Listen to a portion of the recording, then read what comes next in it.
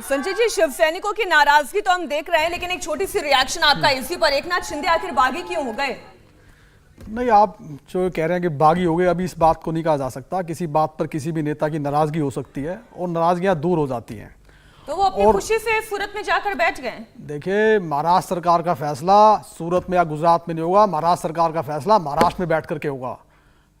ठीक है कि अभी वो किसी मंत्री या संतरी के चाहने पर ना तो सरकारें बना करती हैं ना गिरा करती हैं। महाराष्ट्र में सरकार चलेगी तो उद्धव साहब के कहने पर चलेगी और उनके सभी विधायक, हमारे सभी विधायक उद्धव साहब के साथ है और हमेशा रहेंगे। यहाँ पर कॉन्फिडेंस बहुत जबरदस्त है संजय जी, लेकिन वो तो विधायकों से जब बात होगी, विधायक जब मानेंगे, एकनाथ शिंदे जब लौटेंगे, वो तो तब सरकार चलेगी। फिलहाल तो परिस्थिति ऐसी दिखाई नहीं देती है। अभी क्या कोई फ्लोर टेस्ट है? अभी क्या कोई अविश्वास प्रस्ताव आया हुआ है? अभी किस तरह से इस बात की अटकलें लगाई जा रही है कि महाराष्ट्र सरकार गिर जाएगी? अभी कुछ ऐसा नहीं है।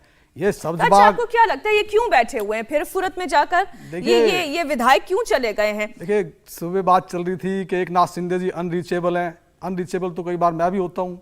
फिर बात चल रही थी एकनाथ शिंदे किसी बात पर नाराज हैं। नाराज तो हम भी किसी बात पर होते हैं, लेकिन हमारी आस्था शिवसेना के साथ थी, है और रहेगी। जब तो किसी के नाराज होने से, किसी के अनरीचेबल होने से सरकारें नहीं गिरा करती, नाराजगियां दूर होती हैं। अगर एकनाथ शिंदे साहब को भी कोई नाराजगी है तो वो दूर होगी और वो बैठ करके महाराष्ट्र में दूर होगी, उद्धव साहब के साथ बैठ करके दूर होगी। आप ये कह रहे हैं नाराजगी, और ये नाराजगी दूर हो जाएगी। देवेंद्र पराशर हमारे पॉलिटिकल एडिटर हैं, वो भी हमारे साथ जुड़े हुए हैं। देवेंद्र, क्या वाकई में ये उतनी ही हल्की नाराजगी है जितनी संजय जी बता रहे हैं यहाँ स्टूडियो में, और कह रहे हैं महाराष्ट्र में बैठ के सरकार बनेगी, गुजरात में, सूरत में तय नहीं होगी? अगर वाकई ऐसा है तो इतने बड़े दल के साथ, इतनी बड़ी ताकत के साथ एकनाथ शिंदे आज सूरत में क्यों बैठे हैं?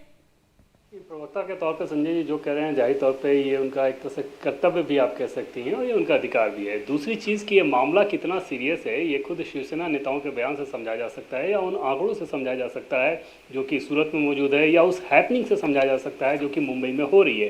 बैठक पे बैठक कर रहे हैं आप, शरद पवार उसको लेकर बयान दे रहे हैं, संजय राउत बयान दे रहे हैं, तो इससे इसमें कोई शक नहीं कि एक क्राइसिस, बहुत बड़ी क्राइसिस है। उस क्राइसिस को निपटने में उद्धव ठाकरे किस प्रकार की कुशलता दिखाते हैं, ये एक बड़ी परीक्षा रहेगी। और जैसा कि पहले हम लोग बात कर रहे थे, एकनाथ शिंदे ने इससे पहले भी कम से कम 3 दफ़ा वो इस मूड में आए थे कि वो अपना विद्रोह दिखा, अपनी बगावत करें, लेकिन ऐन वक्त पे उन्होंने कदम पीछे खींच लिए। हमारे सोर्सेज ने ये बताया कि एक समय ऐसा भी था जब ठीक एक दिन पहले रात में उन्होंने अपना मूड बदल लिया और पार्टी के साथ रहे। लेकिन अब जब उन्होंने इतना बड़ा कदम उठाया है, जाहिर तौर पे इसके सारे प्रोज एंड कॉन्स उन्होंने समझ लिए होंगे और उसके बाद ये कदम उन्होंने उठाया है। तो ऐसे में जो मध्यस्थ बनकर नेता वहाँ पे गए हुए हैं, उनके सामने भी एक बड़ी चुनौती रहेगी। पहली चुनौती ये कि क्या उनकी मुलाकात हो पाती है, क्योंकि जब तक शिंदे अनुमति नहीं देंगे वहाँ की पुलिस को कि वो मिलना चाहते हैं, गुजरात की पुलिस उन्हें मिलने नहीं देगी।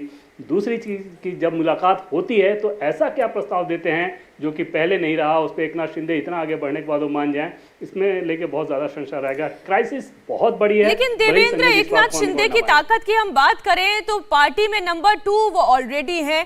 ठाणे से वो 4 बार विधायक बन के आए हैं, बेटे उनके सांसद हैं, ताकत की तो कोई कमी है नहीं। तो फिर ये नाराजगी, ये खाई इतनी गहरी कैसे हो गई कि वो इतनी सरकार गिरने की नौबत आ गई? और 2 चीज़ उसमें बहुत अहम रोल अदा करता है। पहली बात तो ये है कि वो चाहते हैं कि ठाणे एरिया में जिस प्रकार से वो सबसे बड़े नेता भी शिवसेना के हैं, किसी और को उनकी कीमत पे प्रमोट करने की कोशिश ना की जाए। शिंदे के जो समर्थक वो हमें बताते हैं कि शिवसेना के नेताओं द्वारा कुछ ऐसा किया जाता है जो बात उन्हें नागवार गुजरती है। दूसरी चीज़ जो ज़्यादा बड़ी चीज़ है, और शायद वो इससे ज़्यादा नाराज़ हुए होंगे, और वो ये कि वो आए दिन कहते रहते थे ये बात कि उनके मंत्रालय के जो कामकाज है, उन कामकाज में भी उद्धव ठाकरे या उनके परिवार का दखल ज़्यादा रहता है, और ये चीज़ उन्हें कतई मंजूर नहीं।